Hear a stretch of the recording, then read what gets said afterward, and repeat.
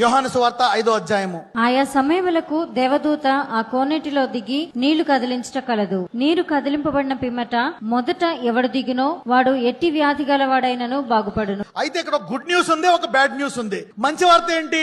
ఎవడు దిగుతాడో స్వస్థపడతాడు. కానీ చెడ్డ వార్త ఏంటి? మొదట ఎవడు దిగుతాడో ఒకలే, ఫస్ట్ వాడే, మిగిలిన వాళ్ళు ఎవరంట. అంటే ఇక్కడ దేవుడు వాళ్ళకి నేర్పిస్తున్నాడు, మొదట దిగిన వారు అంటే ఏంటి? ఇదిగో మీరందరూ మొదట నన్ను వెతకాలా. ఉదయం లేచిన వెంటనే ఎవరికి ప్రార్థించాలా? నాకు. మొదట నీ రోగం ఎవరికి చెప్పుకోవాలా? నాకు చెప్పుకో. దేవుడికి నీ సమయం ఫస్ట్ ఇవ్వాలా, లాస్ట్ ఇవ్వాలా?